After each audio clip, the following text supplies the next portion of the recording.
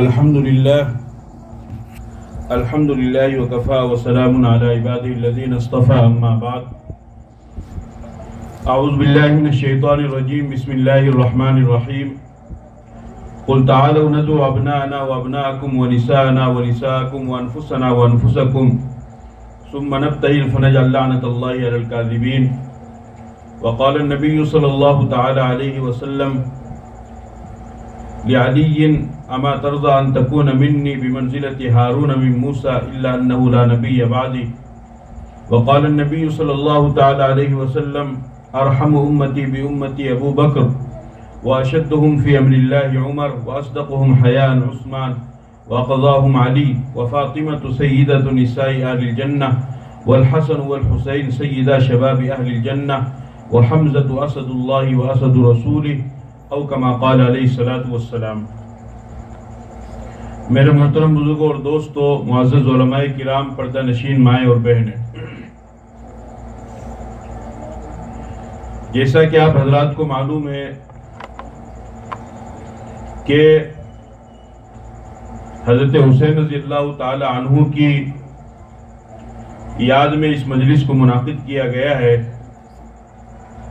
اور پچھلے پانچ چھ دنوں سے برابر یہ مجلس چل رہی ہے۔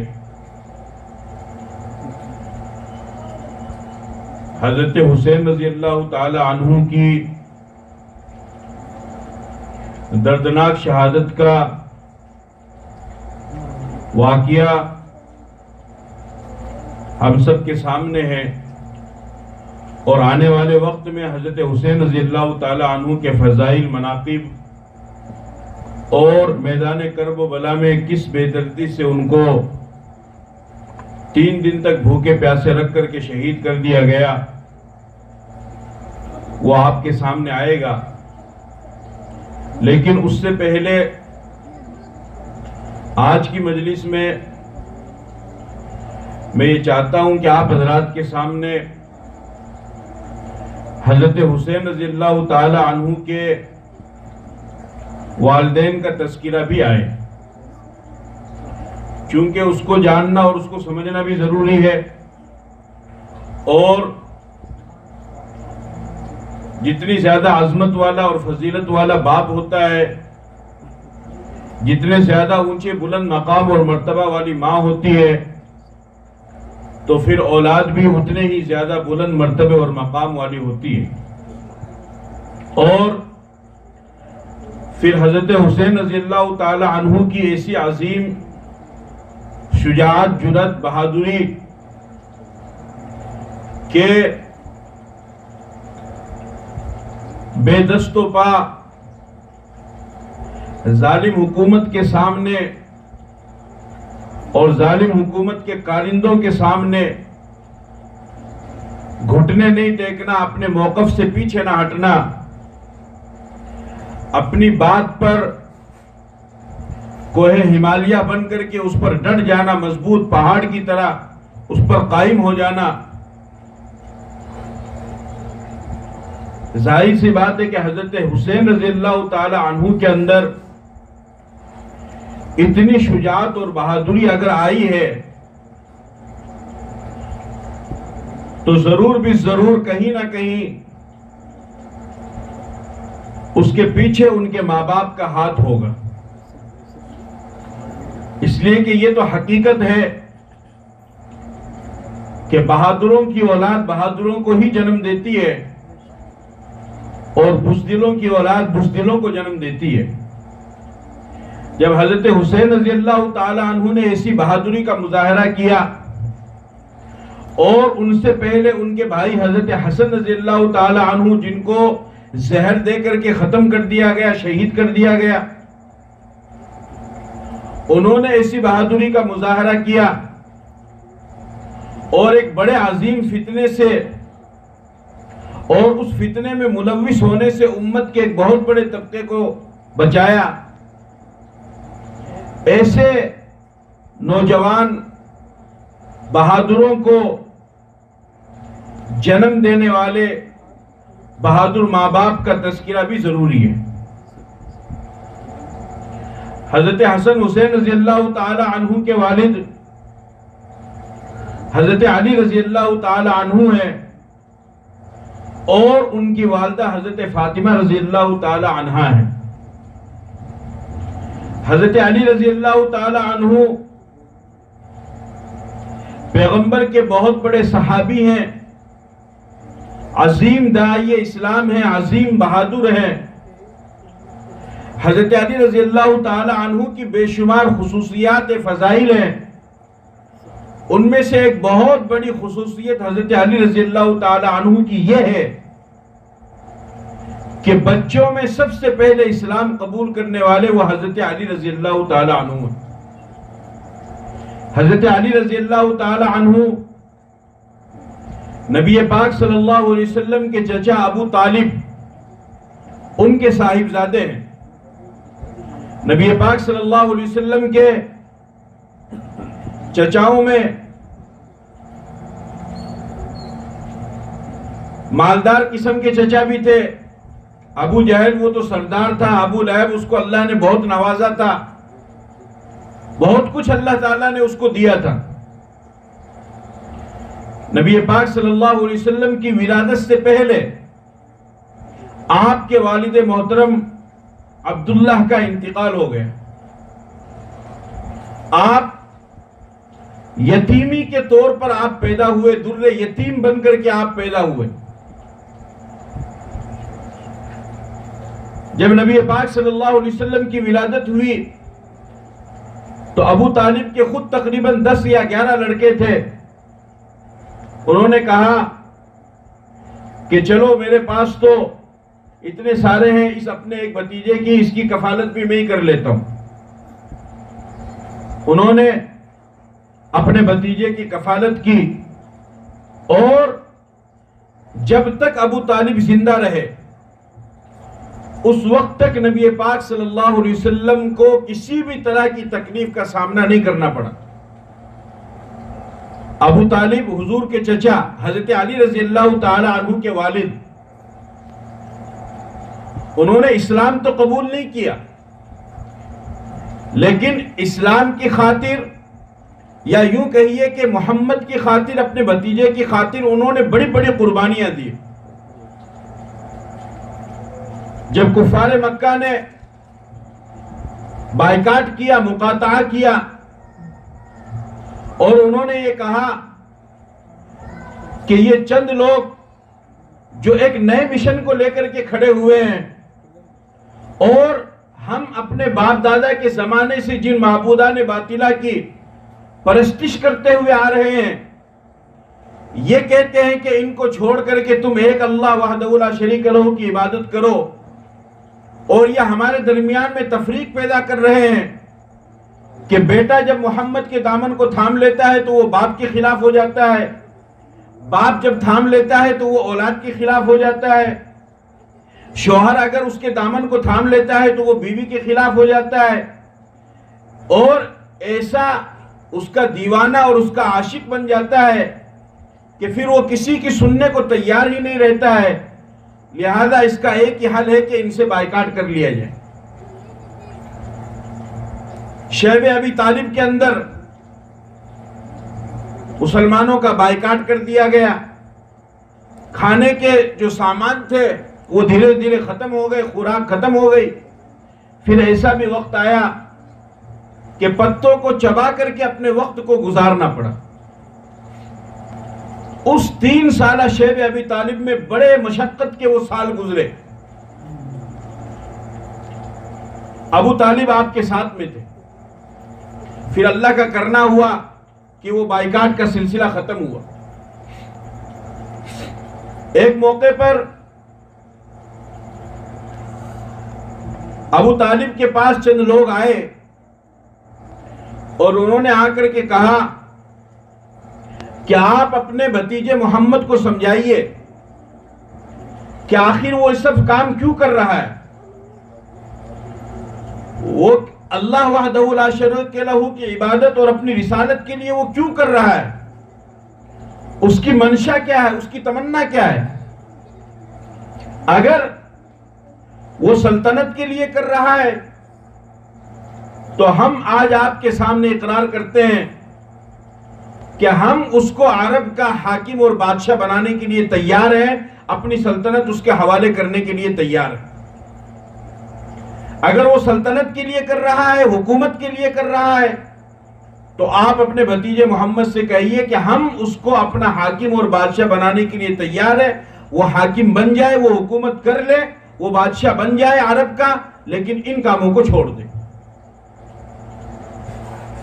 اور اگر وہ دولت کے لالچ میں یہ کام کر رہا ہے کہ وہ دولت کو اکٹھی کرنا چاہتا ہے، تو ہم آپ کے سامنے اس بات کا اقرار کرتے ہیں کہ وہ اپنی زبان کھولے اور وہ بتائے کہ اس کو کتنی دولت چاہیے۔ ہم دولت کے انبار لگانے کے لیے تیار ہیں۔ اگر وہ دولت کے لیے کر رہا ہے تو ہم اس کو دولت دینے کے لیے تیار ہیں۔ وہ بتائے کتنی دولت چاہیے، لیکن اس کام کو چھوڑ دیں۔ اور اگر وہ اس وجہ سے یہ کام کر رہا ہے کہ وہ کسی بڑے باعزت گھرانے میں، خوبصورت گھرانے میں نکاح کرنا چاہتا ہے، تو وہ اشارہ کرے ہم اس کا نکاح کرانے کو بھی تیار ہیں، لیکن وہ اس کام کو چھوڑ دے۔ کون سے کام کو؟ دعوت کے کام کو، یعنی کلمہ لا الہ الا اللہ محمد الرسول اللہ کو چھوڑ دے۔ اور اگر وہ ان مقصد کے لیے یہ کام کر رہا ہے تو ہم اس کو اس کے مقصد میں کامیاب کر دیں گے۔ ابو طالب نے کہا ٹھیک ہے، بات کریں گے۔ چنانچہ جب اللہ کے نبی صلی اللہ علیہ وسلم تشریف لائے تو ابو طالب نے بلایا اور بلا کر کے فرمایا کہ بیٹا، میرے پاس میں قوم کے کچھ لوگ آئے تھے اور انہوں نے مجھ سے یہ بات کہی، تو تم دیکھ لو تمہارا کیا ارادہ ہے، غور و فکر کر لو۔ جب اللہ کے نبی صلی اللہ علیہ وسلم نے اس بات کو سنا تو آپ علیہ السلام نے ارشاد فرمایا کہ چچا جان، انہوں نے تو بہت چھوٹی بات کی ہے، انہوں نے تو بہت ہی چھوٹی بات کی ہے۔ ارے حکومت مل رہی ہے، چھوٹی بات ہے؟ دولت کے انبار لگ رہے ہیں، چھوٹی بات ہے؟ دنیاوی ترقی کا دو ہی فائدہ ہوتا ہے نا، دولت ملتی ہے اور حکومت ملتی ہے، تیسرا تو کوئی بھی فائدہ نہیں ہوتا ہے۔ عزت نہیں ہے، عزت تو اللہ دیتا ہے۔ قرآن کریم میں اللہ نے بیان فرمایا قُلِ اللَّهُمَّ مَالِكَ الْمُلْكِ تُؤْتِي الْمُلْكَ مَنْ تَشَاءُ وَتَنْزِعُ الْمُلْكَ مِمَّنْ تَشَاءُ وَتُعِزُّ مَنْ تَشَاءُ وَتُذِلُّ مَنْ تَشَاءُ۔ کہ آپ کہہ دیجئے کہ اللہ تمام بادشاہوں کا بادشاہ ہے، جس کو چاہتا ہے حکومت دیتا ہے اور جس سے چاہتا ہے حکومت چھین لیتا ہے۔ اور آگے فرمایا جس کو چاہتا ہے عزت دیتا ہے اور جس کو چاہتا ہے ذلت دیتا ہے۔ اس کو الگ سے بیان کیا۔ اگر حکومت کے ملنے سے عزت ملتی تو قرآن کریم میں اس کو الگ سے نہیں بیان کیا جاتا، لیکن اللہ رب العزت نے اس کو الگ سے بیان کر کے یہ بتایا کہ ہو سکتا ہے اللہ پاک کسی کو حکومت دے دے، لیکن اگر اللہ نے کسی کو حکومت دے دی تو ساتھ میں اس کو عزت بھی مل جائے گی، یہ کوئی ضروری نہیں ہے۔ اور یہ ہو سکتا ہے کہ کسی کو اللہ پاک عزت دے دے، لیکن عزت ملنے کے ساتھ اس کو حکومت مل جائے گی، یہ کوئی ضروری نہیں ہے۔ اللہ نے دونوں کو الگ الگ کر کے بیان فرمایا، اور اس کی سب سے بہترین مثال ہمارے سامنے یہ ہے کہ اللہ پاک نے یزید کو حکومت تو دے دی لیکن عزت حسین کو دے دی، کہ یزید تھا اور حسین ہے اور قیامت تک رہے گا۔ اس لیے اللہ نے الگ سے بیان فرمایا، حکومت اور عزت دونوں الگ الگ چیزیں۔ آپ علیہ السلام نے فرمایا کہ چچا جان، یہ تو انہوں نے بہت چھوٹی بات کی ہے کہ ہم محمد کو حکومت دے دیں گے، اس کو سلطنت دے دیں گے، اس کو دولت دے دیں گے اور اس کا رشتہ کر دیں گے، اس کا نکاح کروا دیں گے۔ آپ علیہ السلام نے فرمایا کہ چچا جان، اگر یہ قریش مکہ میرے دائیں ہاتھ میں سورج اور بائیں ہاتھ میں چاند لا کر رکھ دے، تب بھی میں اپنی عمل سے پیچھے نہیں ہٹوں گا۔ جس مشن اور جس پیغام کو میں لے کر کے آیا ہوں اس کو میں مرتے دم تک بیان کرتا رہوں گا۔ اور وہ کیا ہے؟ وہ کلمہ لا الہ الا اللہ، کہ میں لوگوں کو یہ بتاتا رہوں گا کہ اپنے جیسے جن کو تم نے خود نے بنایا ہے، تم نے خود نے گھڑ لیا ہے، یہ معبود نہیں ہو سکتے۔ معبود تو صرف وہ ہے جس نے ہمیں اور تمہیں پیدا کیا ہے، زمین و آسمان کو پیدا کیا ہے، اور وہ ایک ہی ہے، وہ انیک نہیں ہو سکتا ہے، وہ ایک ہی ہے۔ اس لا الہ الا اللہ کی میں دعوت دیتا رہوں گا، چاہے یہ میرے ساتھ جو بھی معاملہ کرے۔ اور رہی یہ لالچ، لالچ تو مجھے ذرہ برابر بھی نہیں، مجھے ان سے کچھ بھی نہیں چاہیے، میں تو صرف ان کو جہنم سے بچا کر کے جنت میں لے جانا چاہتا ہوں۔ تو ابو طالب نے فرمایا کہ بیٹا ٹھیک ہے، جاؤ تمہیں جو کرنا ہے کرو، تمہیں کسی طرح کی کوئی تکلیف نہیں پہنچی۔ آپ نے پھر کام شروع کیا۔ پھر ابو طالب کے انتقال کا وقت قریب آیا، تو چونکہ ابو طالب نے اللہ کے نبی پر بہت احسان کیے تھے، تو اللہ کے نبی یہ چاہتے تھے کہ میں اپنے چچا کو اس احسان کا بدلہ دوں، لیکن وہ بدلہ کیسے چکائیں؟ تو سب سے بڑا احسان اگر کسی انسان پر کیا جا سکتا ہے دینی اعتبار سے، شرعی اعتبار سے، دنیا آخرت کے اعتبار سے، وہ سب سے بڑا احسان یہ ہے کہ انسان کو جہنم کی آگ سے بچا کر کے جنت میں لے جانے والا بنا دیا جائے، کہ وہ جہنم کی آگ سے بچ کر ہمیشہ ہمیش کی آگ سے بچ کر کے جنت میں جانے والا بن جائے، یعنی وہ ایمان کو قبول کر لے اور جنت کا مستحق بن جائے، کیونکہ ایمان تو شرط ہے جنت میں جانے کے لیے، بغیر ایمان کے تو جنت میں داخلہ ممکن ہی نہیں ہے، چانس ہی نہیں ہے بغیر ایمان کے۔ چنانچہ جب ابو طالب کے انتقال کا وقت قریب آیا تو اللہ کے نبی صلی اللہ علیہ وسلم ابو طالب کے پاس میں آئے اور آپ نے فرمایا کہ چچا آپ نے میرے اوپر بہت احسان کیا، میں چاہتا ہوں کہ آپ کلمہ پڑھ لیں اور ہمیشہ کے لیے جنت کے مستحق بن جائیں۔ ابو طالب نے انکار کیا۔ ابو طالب کے پاس میں دوسرے لوگ بھی بیٹھے ہوئے تھے، سرداران قریش، انہوں نے یہ کہا کہ دیکھو ابو طالب زندگی بھر تو اپنے باپ دادا کے دین پر قائم رہا، لیکن مرتے وقت، موت کے وقت میں اس نے اپنے باپ دادا کے دین کو چھوڑ دیا اور اپنے بھتیجے کے دین کو قبول کر لیا۔ تو ابو طالب کہنے لگے کہ میرے سامنے تو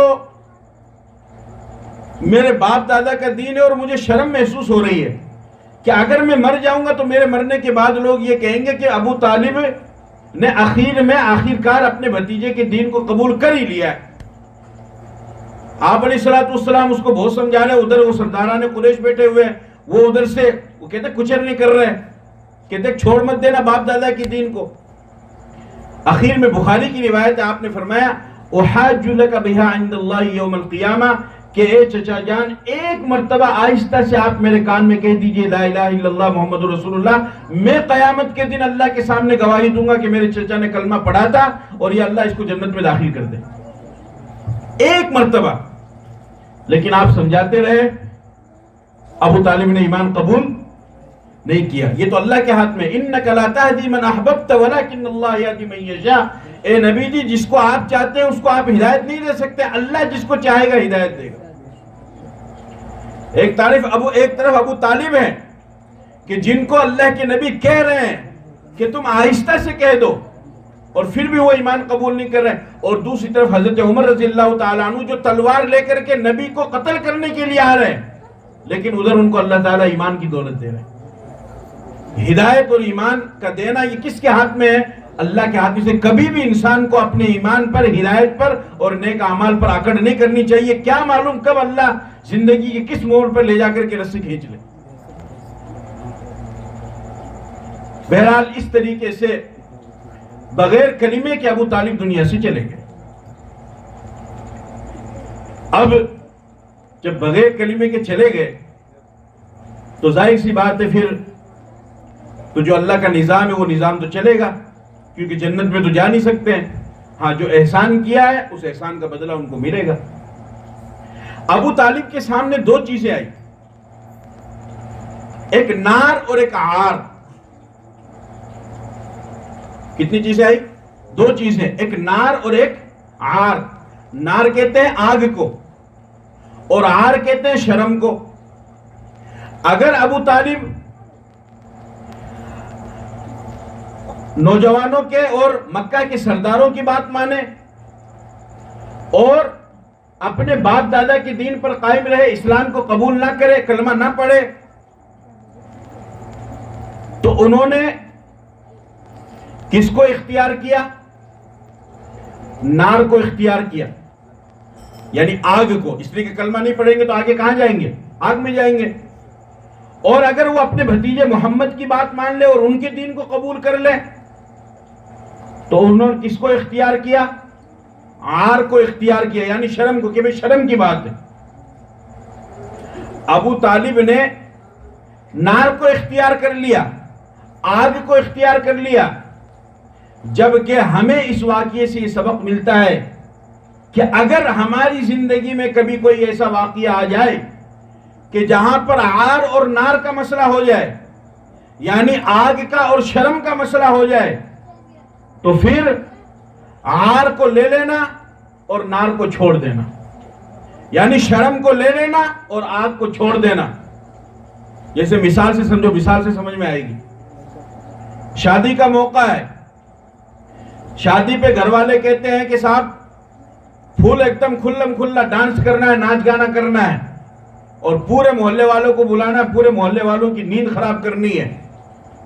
اب اگر ڈانس کرتے ہیں، ناچ گانا کرتے ہیں تو آگے کیا ہے؟ آگ ہے، غلط کام کرنے والا تو جہنم میں جائے گا نا۔ اور اگر نہیں کرتے ہیں تو رشتہ دار کہیں گے کہ تو یار سوکی سوکی شادی کر لی، کیوں مزہ ہی کو نہیں آیا۔ تو ایک طرف عار ہے اور ایک طرف نار ہے۔ جب کبھی ایسا موقع آ جائے، عار کو لے لینا، نار کو چھوڑ دینا، ورنہ اگر نار کو لے لیا اور عار کو چھوڑ دیا تو پھر وہی حال ہوگا کہ جو ابو طالب کا ہوا ہے۔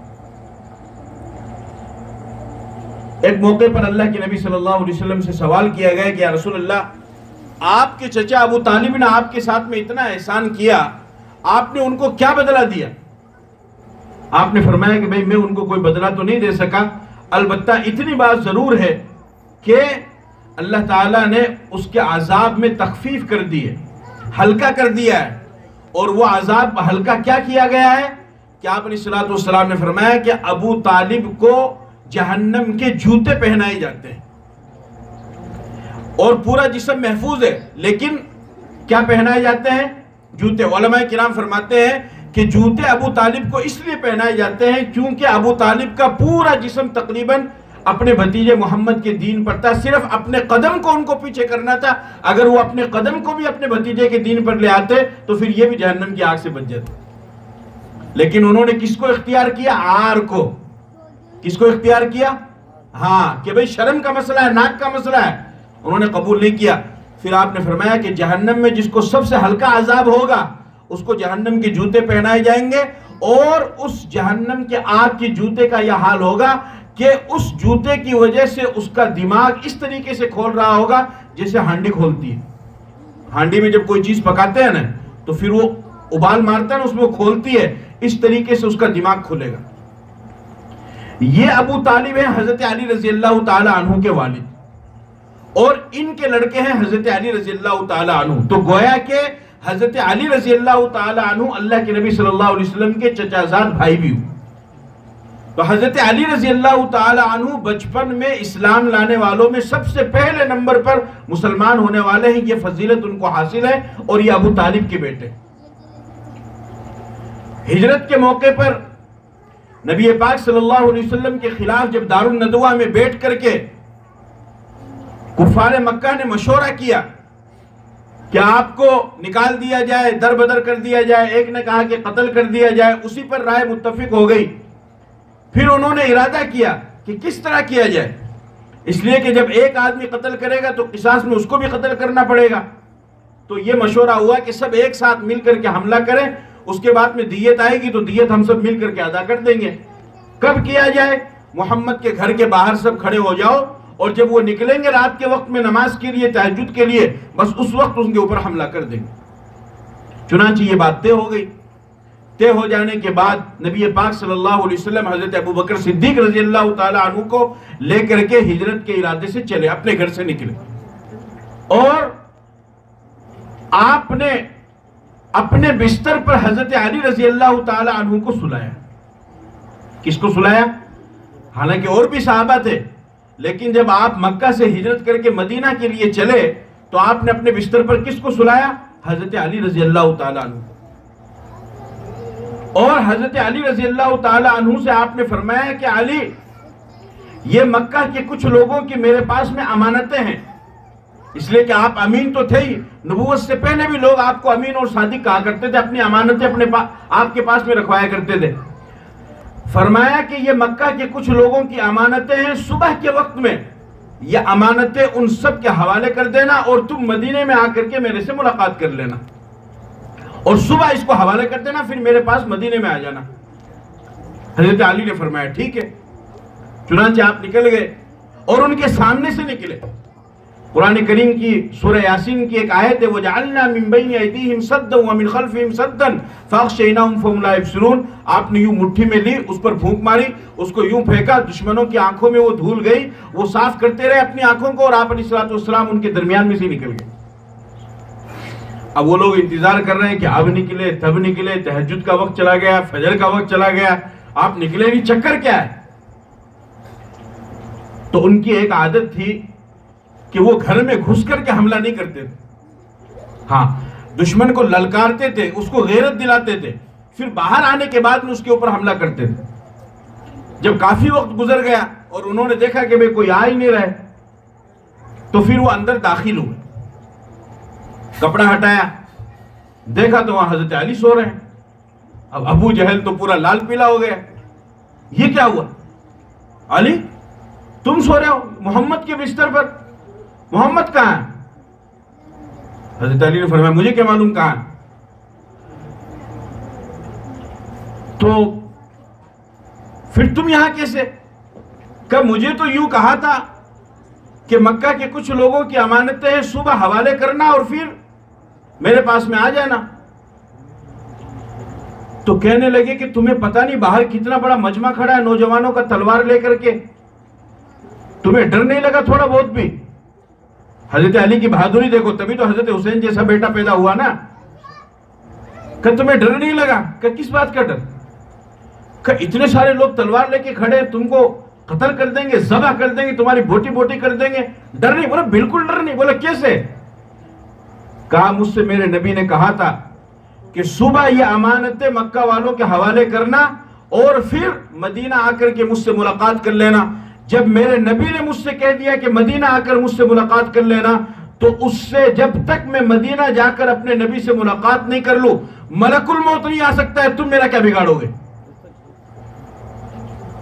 مجھے تو موت نہیں آ سکتی، موت کا فرشتہ میرے پاس میں نہیں آ سکتا ہے، اس لیے کہ نبی نے مجھے کہا ہے کہ یہ امانتیں حوالے کرنا اور پھر مدینہ آ کر مجھ سے ملاقات۔ اگر میری موت یہاں پر مقدر ہوتی تو پیغمبر فرما کر کے بتا کر کے جاتے، چونکہ جبرائیل ان کو بتاتے وحی کے ذریعے سے، ایسا نہیں کہ ان کو علم غیب تھا، ان کو بتا دیا جاتا، لیکن نبی نے مجھ سے کہا۔ اور اتنے بڑے مجمع کے اندر کے چاروں طرف دشمنوں نے گھیرا لگا رکھا ہے اور حضرت علی آرام سے سو رہے ہیں۔ جب اتنے بہادر انسان ہوں گے تو پھر حسین جیسا بہادر پیدا نہیں ہوگا تو پھر اور کون پیدا ہوگا؟ یہ حضرت علی ہے۔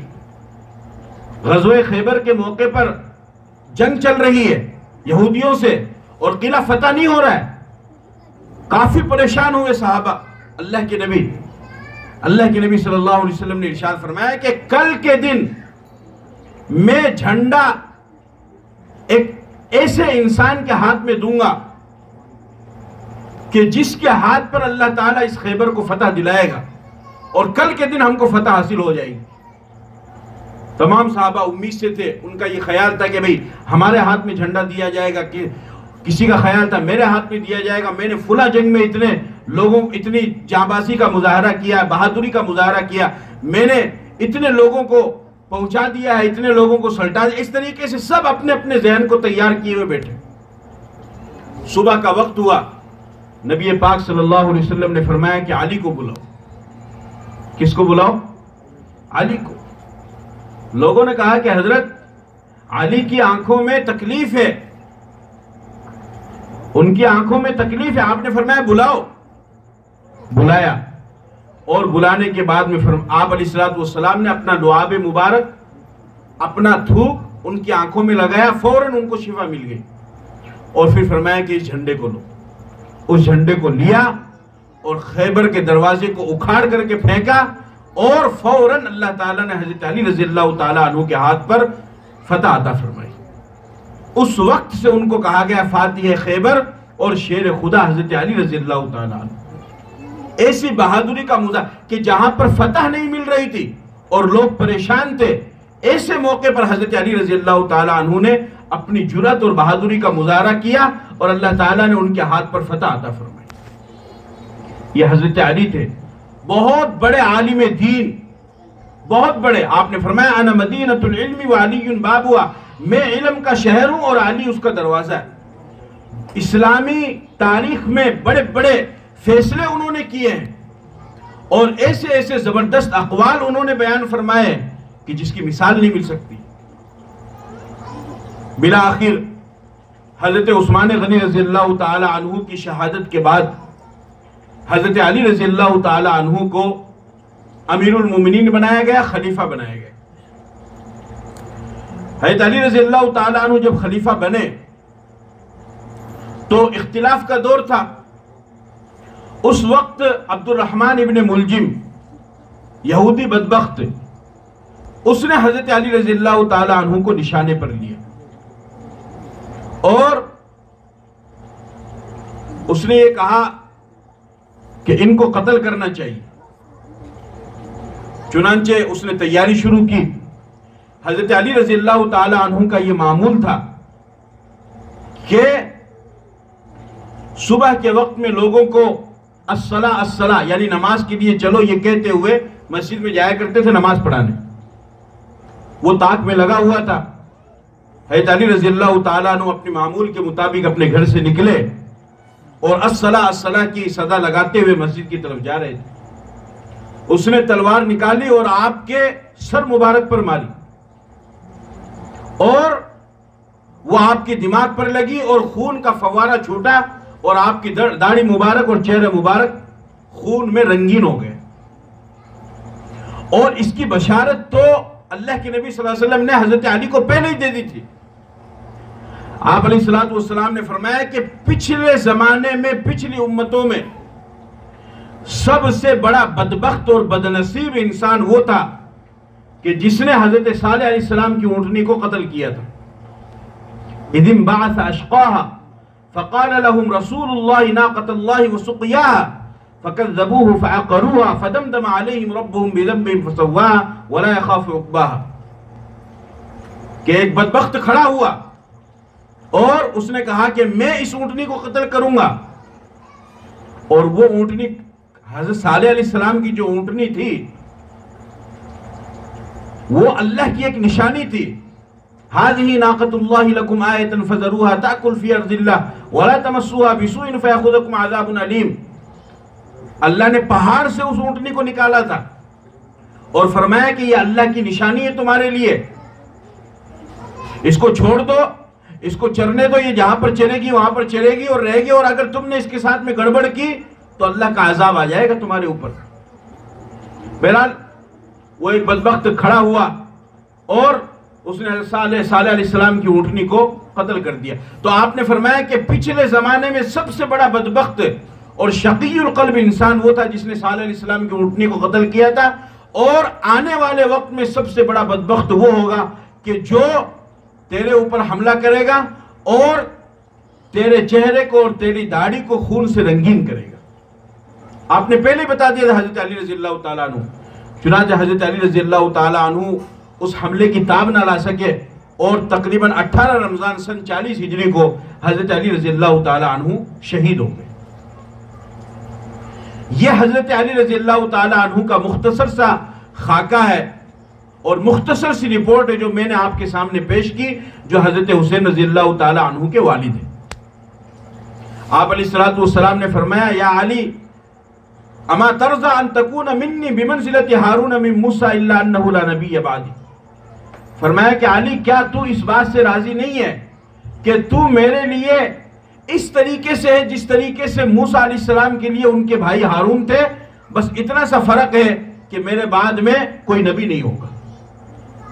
یعنی جس طریقے سے موسیٰ علیہ السلام کے لیے ان کے بھائی ہارون علیہ السلام ان کے دست بازو بنے، ان کے دائیں ہاتھ بنے، ان کی طاقت بنے، ان کی قوت بنے، اس لیے کہ موسیٰ علیہ السلام کی زبان میں لکنت تھی اور لکنت کی وجہ سے وہ صاف بول نہیں پاتے تھے.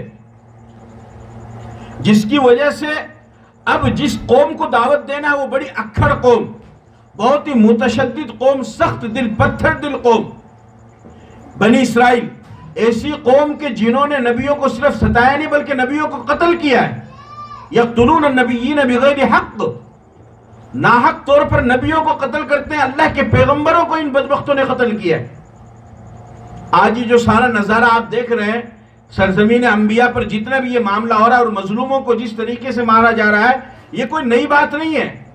آپ دیکھ رہے ہیں معصوم بچوں کو شہید کیا جا رہا ہے، عورتوں کو مارا جا رہا ہے، خاتون کو ذبح کیا جا رہا ہے، اور اس طریقے سے بے دردی سے اس قوم کو جب نبیوں کو مارتے ہوئے رحم نہیں آئی تو بچوں پر یہ رحم کہاں سے کریں گے؟ یہ تو بدبختی کی علامت، ان کے پتھر دل ہونے کی علامت ہے۔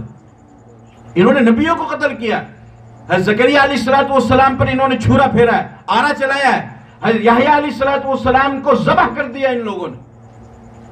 حالانکہ یحییٰ علیہ السلام وہ انسان ہے، وہ نبی ہیں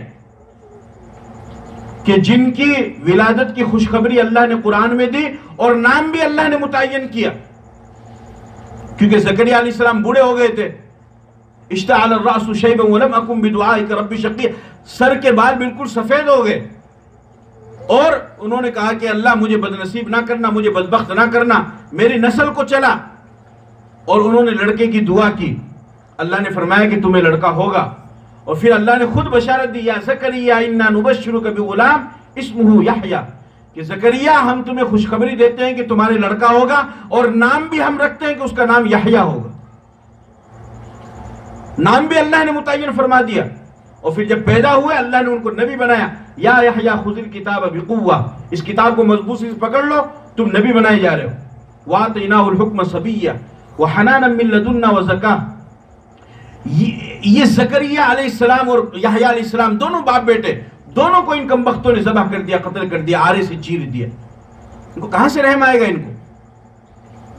تو یہ تو ان کا معمول ہے۔ حضرت علی رضی اللہ تعالی عنہ کے ساتھ بھی اس یہودی نے اسی طریقے سے کیا۔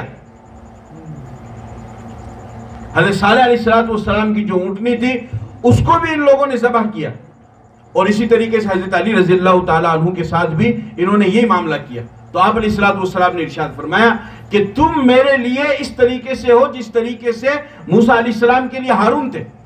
اب بنی اسرائیل اتنی خطرناک قوم، اور پھر اس میں جو بادشاہ ہے فرعون، وہ اتنا بڑا ظالم ہے کہ اس کے اندر تو رحم نام کی چیز ہی نہیں ہے۔ 2 مرتبہ اس نے قتل کروایا، قتل عام۔ ایک تو جب اس کو یہ بتایا گیا کہ تیری سلطنت میں ایک بچہ پیدا ہوگا جو تیری حکومت کو تہو بالا کرے گا، تہس نہس کرے گا، اوپر نیچے کر دے گا، زیر و زبر کر دے گا، اس نے حکم دے دیا کہ لڑکیوں کو چھوڑ دیا جائے، اور آج کے بعد جو بھی لڑکا پیدا ہوگا سب کو قتل۔ تقریباً 70,000 بچوں کو اس نے قتل کروایا موسیٰ علیہ السلام کو قتل کرانے کے چکر میں۔ لیکن موسیٰ علیہ السلام کا اللہ نے ایسا نظام بنایا کہ اس کی اپنے گھر میں پرورش کروا رہا ہے اور باہر بچوں کو قتل کروا رہا ہے، اور جس کی پرورش کر رہا ہے اسی کو مارنے کے لیے لوگوں کو قتل کروا رہا ہے۔ دیکھو اللہ کا نظام بھی، دیکھو اللہ کیسے حفاظت کرواتا ہے۔ اور پھر دوسری مرتبہ جب جادوگر ہارے موسیٰ علیہ السلام سے، اور وہ سب کے سب سجدے میں گر گئے اور سب نے کہا آمنا برب ہارون و موسیٰ، تو ان کو بھی سزائے دی، لَأُقَطِّعَنَّ أَيْدِيَكُمْ وَأَرْجُلَكُمْ مِنْ خِلَافٍ وَلَأُصَلِّبَنَّكُمْ فِي جُذُوعِ النَّخْلِ، تمہارے ہاتھ کاٹوں گا، تمہارے پاؤں کاٹوں گا، اور تمہیں سولی پر لٹکاؤں۔ انہوں نے کہا جو کرنا ہے کرو، فَقْضِ مَا أَنْتَ قَاضٍ إِنَّمَا تَقْضِي هَذِهِ الْحَيَاةَ الدُّنْيَا، تجھے جو کرنا کرو، ہم تو ایمان لے آئے اور ہم سمجھ گئے کہ برحق اور صحیح وہ موسیٰ علیہ السلام۔ اس نے دیکھا کہ یہ تو گڑبڑ ہو گیا، یہ لوگ ایمان لے آئے، ان کے ساتھ بہت سارے لوگ، اس نے پھر قتل عام کیا۔ اس طریقے سے 2 مرتبہ اس نے قتل عام کروایا، اور تاریخ کے اندر قرآن بتاتا ہے کہ فرعون پہلا شخص گزرا ہے کہ جس نے خدائی کا دعویٰ کیا ہے، اور انہوں نے بھی کیا ہے، لیکن ان کے بارے میں قرآن میں نہیں آیا، تاریخ میں آیا۔ سچ بھی ہو سکتا ہے، جھوٹ بھی ہو سکتا ہے، کوئی ضروری نہیں، لیکن فرعون وہ ہے کہ جس کے بارے میں قرآن نے کہا انا ربکم الاعلی، فرعون نے یہ دعویٰ کیا کہ میں تمہارا سب سے بڑا رب ہوں، یعنی اس نے خدائی کا دعویٰ کیا۔ اب ایسی اکھڑ قوم، ایسی سخت دل قوم، اور پھر ایسا ظالم بادشاہ جو خدائی کا دعویٰ کر رہا ہے، اس کے سامنے دعوت دینا، اس کو سمجھانا، اس کو بتانا، ظاہر سی بات ہے اس کے لیے اگر لکنت والی زبان ہو تو کام چلے گا نہیں۔ تو موسیٰ علیہ السلام نے اپنے بھائی ہارون کو اللہ سے مانگا اور ان کو نبوت دلائی.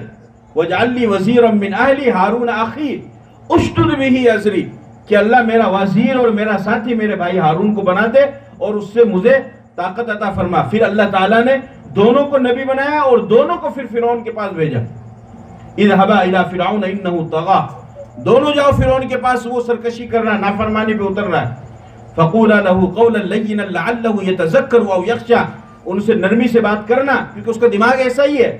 نرمی سے بات کرنا, نرمی سے نرم لہجے میں جب بات کرو گے تو ہو سکتا ہے وہ تمہاری بات کو قبول کر لے. گھبرائے ہوئے تھے چونکہ وہ ظالم اتنا زیادہ تھا. کہنے لگے ربنا اننا نخاف ان يفرط علينا او ان يطغى اے اللہ ہمیں ڈر لگتا ہے. وہ تو الٹے دماغ کا آدمی ہے, وہ تو خدائی کا دعویٰ کر رہا ہے. کہیں ایسا نہ ہو کہ ہم اس کو سمجھانے کے لیے جائیں. موسیٰ علیہ السلام اور ہارون علیہ السلام ان کے واقعوں کو قرآن بیان کر رہا ہے کہ ہم اس کو سمجھانے کے لیے جائیں اور وہ ہمارے اوپر سختی کرے, وہ ہمارے اوپر ہی ٹوٹ پڑے. اللہ نے فرمایا لا تخافا اننی معکما اسمع وارا تم دونوں کو ڈرنے کی اور گھبرانے کی ضرورت نہیں ہے, میں ہر چیز کو دیکھ بھی رہا ہوں اور ہر چیز کو سن بھی رہا ہوں. تو جس طریقے سے پھر بہرحال حضرت ہارون علیہ السلام گئے, موسیٰ علیہ السلام گئے اور بہت سارے موقعوں پر حضرت ہارون علیہ السلام نے اپنے بھائی موسیٰ علیہ السلام کا ساتھ دیا. تو اللہ کے نبی صلی اللہ علیہ وسلم نے ارشاد فرمایا کہ علی تم اس بات سے راضی ہو جاؤ کہ تم میرے لیے اسی طریقے سے ہو جس طریقے سے موسیٰ کے لیے ہارون تھے. لیکن بات یہ ہے کہ موسیٰ نے اپنے بھائی ہارون کو نبی بنوا دیا اللہ سے سفارش کروا کے, لیکن چونکہ میں آخری نبی ہوں میرے بعد نبی تو نہیں بن سکتے ہیں, لیکن تمہارا مقام اور مرتبہ میری نظر میں وہی ہے کہ جو ہارون کا موسیٰ علیہ السلام کی نظر میں تھا. کتنی بڑی فضیلت کی بات ہے. یہ کس کے لیے آپ نے فرمایا؟ حضرت علی رضی اللہ تعالیٰ. فرمایا من کنت مولاہ فعلی مولاہ جو میرا دوست ہے جس کا میں دوست ہوں علی بھی اس کا دوست ہے. جس نے مجھ سے محبت کی اس نے علی سے محبت کی. یہ تھے حضرت حسن حسین رضی اللہ تعالیٰ عنہ کے والد حضرت علی شیر خدا. حضرت علی کرم اللہ وجہہ ان کا چہرے کو اللہ تعالیٰ تر و تازہ رکھے, ایسے خوبصورت حسین و جمیل, اور ان کے نام کے آگے یہ لگتا ہے. اور ان کی والدہ ہے حضرت فاطمہ رضی اللہ تعالیٰ عنہ شہزادی جنت.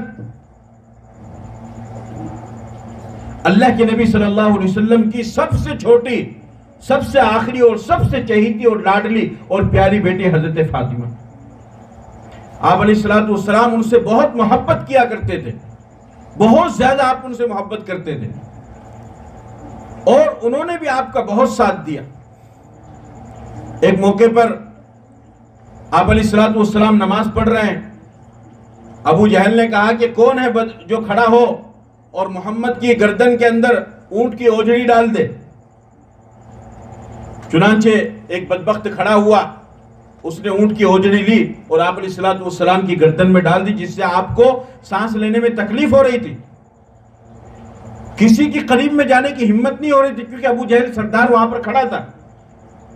آپ کی چہیتی بیٹی حضرت فاطمہ رضی اللہ تعالیٰ عنہ کو معلوم ہوا, بھاگی ہوئی گئی اور اس اونٹ کی اوجڑی کو ہٹایا اور پھر ان سب کو مخاطب کر کے ان کو برا بھلا کہا اور کہا تمہیں شرم نہیں آتی ہے کہ میرے باپ کے ساتھ میں تم ایسا معاملہ کرتے ہو. ایسی بہادری کی مثال انہوں نے قائم فرمائی حضرت فاطمہ رضی اللہ تعالیٰ عنہ.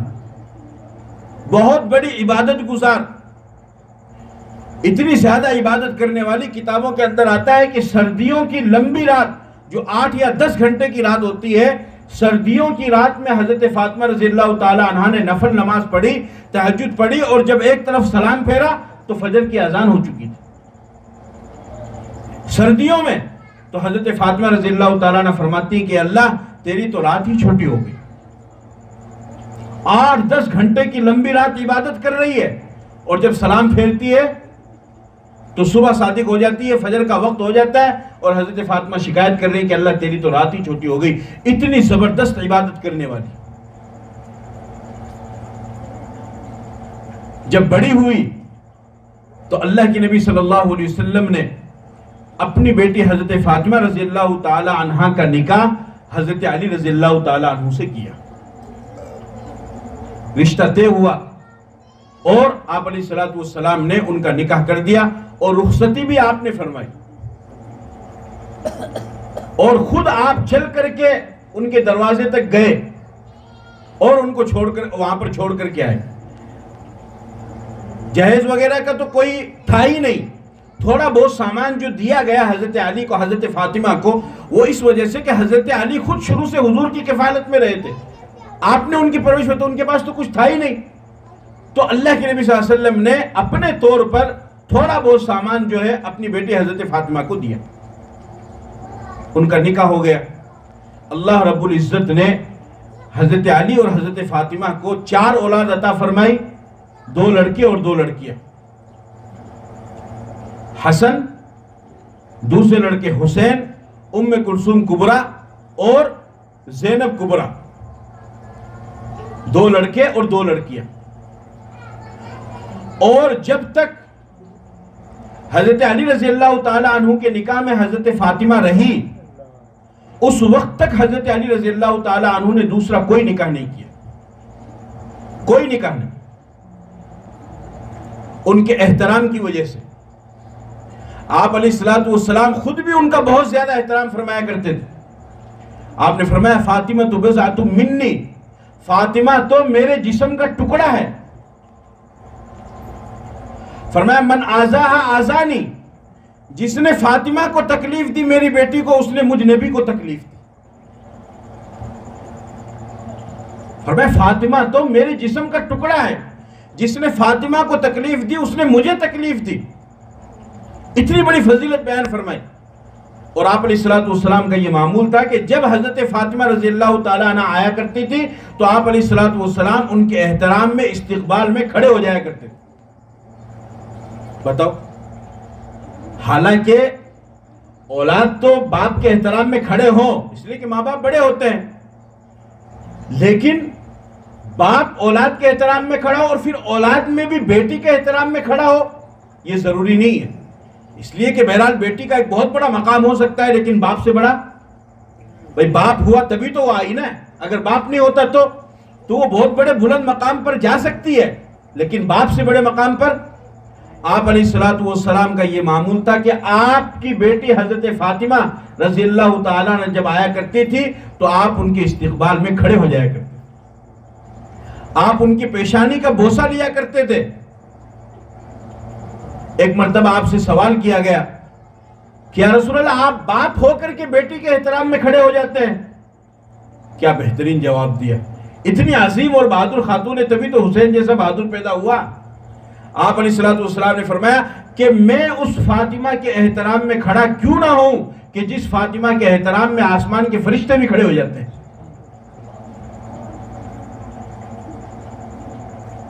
جب آپ علیہ السلام سفر پہ جایا کرتے تھے تو سب سے آخر میں اپنی بیٹی حضرت فاطمہ سے ملاقات کرتے تھے. محبت کی علامت ہے.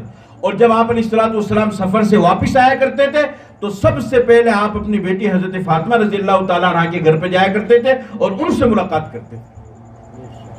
جاتے وقت سب سے آخر میں اور آتے وقت سب سے پہلے ان سے ملاقات کرتے تھے. یہ حضرت فاطمہ رضی اللہ تعالیٰ عنہ سے آپ علیہ السلام کی محبت کی علامت تھی. اس قدر آپ محبت فرمایا کرتے تھے حضرت فاطمہ رضی اللہ تعالیٰ عنہ سے. جب نبی پاک صلی اللہ علیہ وسلم کا وصال کا وقت قریب آیا اور آپ علیہ السلام کے دنیا سے جانے کا وقت قریب آیا تو حضرت فاطمہ رضی اللہ تعالیٰ عنہ کو آپ علیہ السلام نے اپنے پاس میں بلایا اور ان سے کوئی بات کی تو حضرت فاطمہ رضی اللہ تعالیٰ عنہ رونے لگی. پھر اس کے بعد میں دوبارہ تھوڑی دیر کے بعد میں آپ نے ان کے کان میں کچھ کہا تو وہ ہنسنے لگی. لوگوں نے بعد میں پھر معلوم کیا کہ یہ کیا واقعہ ہوا کہ آپ پہلے تو رونے لگی اور پھر تھوڑی دیر کے بعد میں آپ جو ہے ہنسنے لگی. حضرت فاطمہ رضی اللہ تعالیٰ عنہ نے فرمایا کہ میں روئی اس وجہ سے تھی کہ مجھے میرے ابا جان محمد رسول اللہ صلی اللہ علیہ وسلم نے فرمایا تھا کہ بیٹی ایسا لگتا ہے کہ میرے دنیا سے جانے کا وقت قریب آ گیا ہے، اس وجہ سے میں رونے لگی. اور کافر ہنسنے کیوں لگی؟ فرمایا کہ پھر میرے ابا جان نے دوبارہ میرے کان میں یہ کہا کہ بیٹی مجھے یہ امید ہے کہ میرے دنیا سے جانے کے بعد سب سے پہلے مجھ سے آ کر کے جو ملاقات کرے گی وہ تم ہوگی. چنانچہ یہی ہوا. اللہ کے نبی صلی اللہ علیہ وسلم کی انتقال کے 6 مہینے کے بعد ہی حضرت فاطمہ رضی اللہ تعالیٰ عنہ کا انتقال ہو گیا اور وہ دنیا سے چلی گئی. ان کی اولاد میں ہے حضرت حسن اور حسین کہ ان کے فضائل کو اللہ کے نبی نے بیان فرمایا، ان کے فضائل کو اللہ کے نبی نے بیان فرمایا ہے، ان کے مناقب کو بیان فرمایا ہے۔ آپ علیہ السلام نے ارشاد فرمایا فاطمہ سیدۃ نساء اہل الجنہ، کہ میری بیٹی فاطمہ تمام جنتی عورتوں کی سردار۔ اللہ نے تمام جنتی عورتوں کی سردار بنایا کس کو؟ حضرت فاطمہ۔ اور پھر ان کی جو نسل چلی حسن اور حسین، ان کے بارے میں فرمایا آپ نے سیدہ شباب اہل الجنہ، تمام جنتی عورتوں، جنتی نوجوانوں کے سردار میرے نواسے حسن اور حسین۔ باپ وہ جنت کے اعلیٰ مقام پر، جنت میں ان کے لیے محل تیار ہے، ماں جنتی عورتوں کی سردار ہے، اور دونوں بیٹے خود وہ جنتی نوجوانوں کے سردار ہے، یعنی گویا کہ پورا کا پورا گھرانہ وہ جنتی۔ آپ علیہ السلام نے ان کو اپنے اہل بیت میں شمار فرمایا ہے۔ کس میں شمار فرمایا ہے؟ اہل بیت میں آپ علیہ السلام نے ان کو شمار فرمایا۔ چنانچہ جو آیت میں نے تلاوت کیا آپ کے سامنے، قُلْ تَعَالَوْا نَدْعُوا أَبْنَاءَنَا وَأَبْنَاءَكُمْ وَنِسَاءَنَا وَنِسَاءَكُمْ وَأَنفُسَنَا وَأَنفُسَكُمْ ثُمَّ نَبْتَهِلْ فَنَجْعَلْ لَعْنَةَ اللَّهِ عَلَى الْكَاذِبِينَ۔ اس میں مفسرین نے ایک واقعے کو بیان فرمایا کہ نجران کا ایک وفد آیا اللہ کے نبی صلی اللہ علیہ وسلم کے پاس میں۔ آپ علیہ السلام نے پہلے ان کے پاس میں لوگوں کو بھیجا، ان کو توحید کی دعوت دی، وہ بحث کرنے لگے اور وہ کہنے لگے کہ عیسیٰ علیہ السلام خدا ہے، نبی ہے۔ میں نے کل بھی آپ کے سامنے ذکر کیا تھا کہ عیسیٰ علیہ السلام کو اللہ نے کیسے پیدا کیا؟ بغیر باپ کے پیدا کیا، ان کی ماں مریم کے پیٹ سے۔ وَأُمُّهُ صِدِّيقَةٌ كَانَا يَأْكُلَانِ الطَّعَامَ، ان کی ماں بالکل پاک صاف اور سچی ہے۔ سمجھ گئے؟ اللہ نے اپنی قدرت کا مظاہرہ کرتے ہوئے ان کے پیٹ سے عیسیٰ علیہ السلام کو بغیر باپ کے پیدا کیا۔ جب عیسیٰ علیہ السلام بغیر باپ کے پیدا ہوئے تو عیسائیوں میں پھر فرقے بن گئے، کسی نے کچھ کہا، کسی نے کچھ کہا۔ کسی نے یہ کہا کہ عیسیٰ علیہ السلام یہی خدا ہے، دوسرے فرقے نے یہ کہا کہ خدا ان کے اندر اتر چکا ہے، حلول کر چکا ہے، اور تیسرا فرقہ بنا، اس نے یہ کہا کہ عیسیٰ علیہ السلام کا اگر باپ نہیں ہے تو پھر یہ خدا کا بیٹا ہے، نعوذ باللہ۔ حالانکہ خدا کا کوئی بیٹا، اَنَّا يَكُونُ لَهُ وَلَدٌ وَلَمْ تَكُنْ لَهُ صَاحِبَةٌ، عقل کے اندھو اللہ کی بیوی نہیں ہے تو بیٹا کہاں سے ہوگا؟ قرآن میں اللہ نے کہا کچھ تو عقل لگاؤ، دماغ لگاؤ۔ اللہ کی جب بیوی نہیں ہے تو بیٹا کہاں سے ہوگا؟ اور ہمارا عقیدہ کیا ہے؟ لم یلد ولم یولد، نہ وہ کسی سے پیدا ہوا، یعنی نہ اللہ کے ماں باپ ہیں، اور نہ اس سے کوئی پیدا ہوا، یعنی نہ اللہ کے آل و اولاد ہے، وہ پاک ہے ان چیزوں سے۔ عیسیٰ علیہ السلام سے قیامت کے دن سوال کیا جائے گا، اذ قال اللہ یا عیسی ابن مریم انت قلت للناس اتخذونی وامي الہین من دون اللہ، کہ اے عیسیٰ کیا تو نے لوگوں کو کہا تھا کہ مجھے معبود بناؤ اللہ کو چھوڑ کر کے؟ وہ کہیں گے کہ اللہ نہیں، تعلم ما فی نفسی ولا اعلم ما فی نفسک انک انت علام الغیوب، میں نے تو ان کو نہیں کہا تھا، انہوں نے خود ہی بنا لیا ہے۔ تو ہمارا کیا عقیدہ ہے کہ حضرت عیسیٰ علیہ السلام اللہ کے بندے ہیں اور اللہ کے نبی ہیں، بس اتنا سا فرق ہے کہ اللہ نے ان کو بغیر باپ کے پیدا کیا ہے، لیکن وہ اللہ کے بیٹے، بولو بھائی، اللہ کے بیٹے نہیں ہیں۔ یہ جو 25 دسمبر کو منایا جاتا ہے نا کرسمس ڈے، یہ وہی چکر ہے، کیونکہ آپ کے یہاں تو پروگرام ہوتا نہیں ہے، اس لیے میں یہاں پر کیسے بیان کروں گا، لیکن ابھی میں آپ کو بتا رہا ہوں۔ لیکن ہمارا یہ عقیدہ ہے کہ عیسیٰ علیہ السلام اللہ کے نبی ہیں اور اس کے بندے ہیں، بیٹے نہیں ہیں۔ بہرحال وہ لوگ آئے، آپ علیہ السلام سے بحث کرنے لگے۔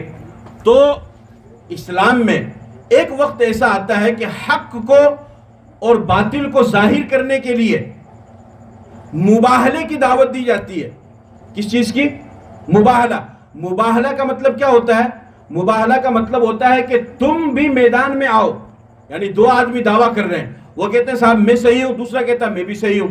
اب صحیح تو دونوں میں سے ایک ہوگا، دونوں تو نہیں ہوں گے، تو اب مباہلے کی دعوت دی جائے گی، یعنی کھلے میدان میں تم بھی آؤ اور میں بھی آتا ہوں، اور ساتھ میں چاہو تو اپنی آل اولاد کو لے کر کے آ جاؤ، اور پھر اس کے بعد میں دعا کرو کہ ایک دعا کرے گا کہ اللہ اگر میں صحیح ہوں تو مجھے کامیاب کر، اور اگر میں غلط ہوں تو میرے اوپر عذاب نازل فرما، ابھی اسی وقت مجھے میرے اوپر عذاب نازل فرما اور مجھے ہلاک کر دے۔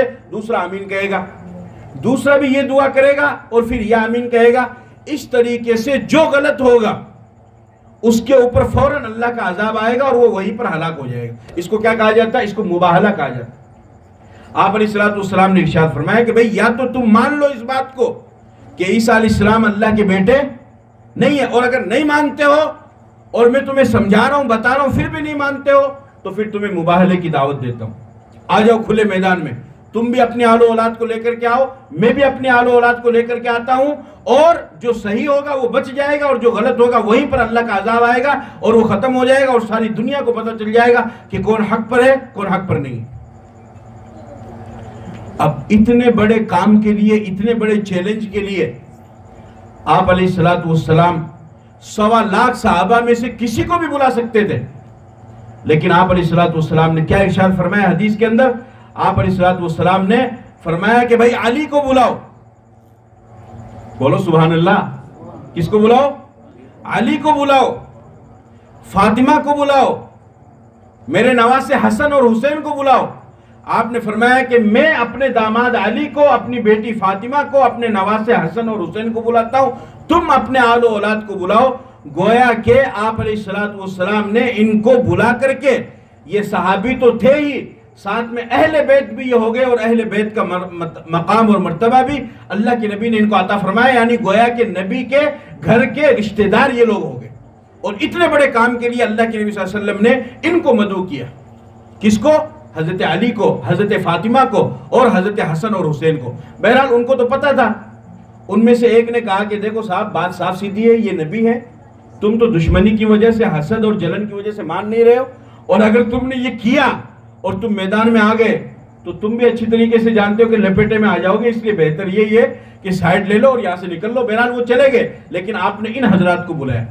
یہ ہے حضرت علی اور یہ حضرت فاطمہ، کہ جن کو فاطمۃ الزہرا کہا جاتا ہے، پھول ہے، اللہ کے نبی کی بیٹی ہے، شیر خدا فاتح خیبر حضرت علی رضی اللہ تعالی عنہ کی بیوی ہے، اور جنتی نوجوانوں کے سردار حضرات حسنین رضی اللہ تعالی عنہما ان کی یہ ماں ہے۔